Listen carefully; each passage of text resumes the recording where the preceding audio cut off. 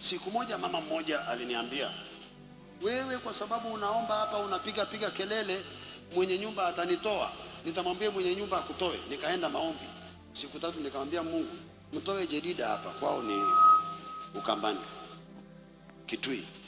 Wiki 2 Jedida alikuwa Coast General, wiki zingine 3 Jedida alikuwa juu ya basi kwa jeneza. Mungu, sikusema Jedida akufe, si ulisema atolewe? Kijana mwingine alinitukana na mimi nilimuombea akapata kazi 3.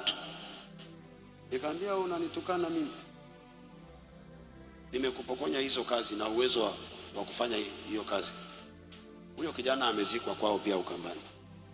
Lakini akiwa mgonjwa, babake aliambiwa, huyu kijana wako alitukana Pastor Ezekiel, nenda huko. Akasema, hii makanisa ya bush siendi.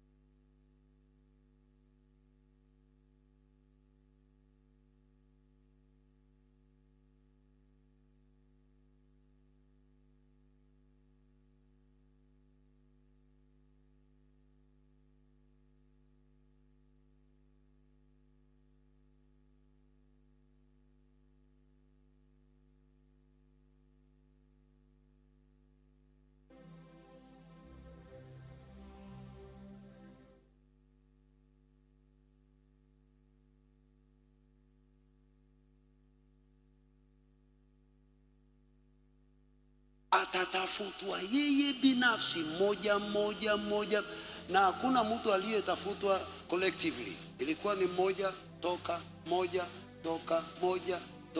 moja, kitu kinafanyika.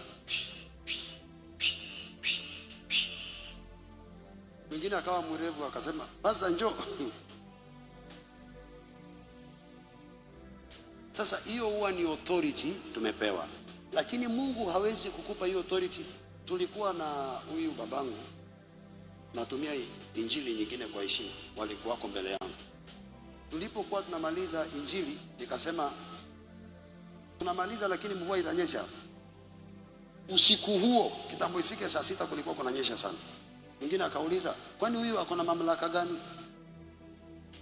Mvua ilikuwa ianze kunyesha siku ya 2 kabla hatujaanza.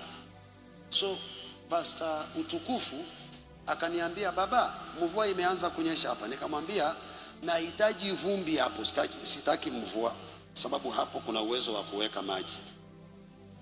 Nikamwambia, hiyo mvua nimeiregesha huku Kenya. Siku ile ambayo tulikuwa tunaenda huko na mvua.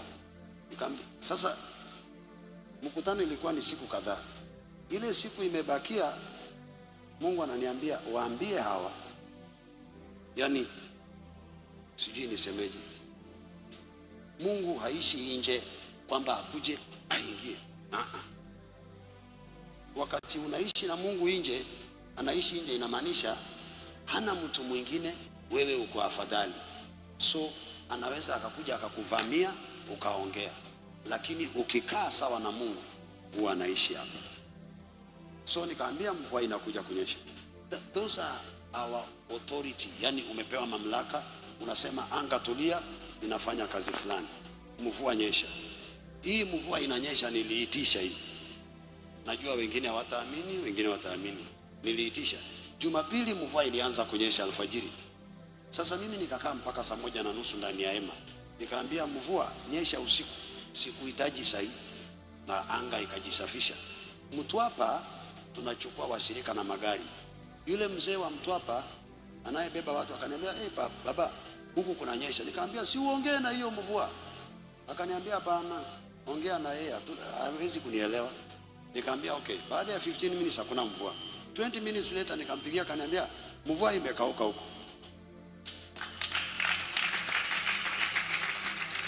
Ni lazima upimwe kama unaweza kutumia mamlaka vibaya, sababu uko na uwezo wa kupeana uhai kwa huyu, uko na uwezo wa kuua huyu. Umepewa mamlaka. Je, utatumia vizuri? Utatumia vibaya? Hahitaji mtu akukasirika na kutupa maneno tu. Si mimi saa zingine unakutanga na wale watu niliowalea wanaingia kwa YouTube, TikTok, anaongea vibaya kunihusu, si ndio? Alafu mimi nanyamaza.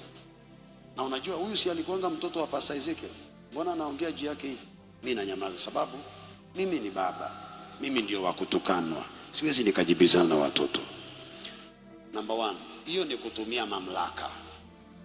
So Elia alitumia mamlaka ile aliyosema kwamba mvua itanyesha sahi, ninaona, ninasikia ngurumo. Hiyo ni mamlaka, lakini aliambiwa itanyesha. So wakati alipiga magoti 7 times, alikuwa anaidai iharakishe 7 times. Njoo mvua. Kijana anaenda anarudi, njoo mvua. Kijana anaenda anarudi, mvua njoo 7 times. Anasema ninaona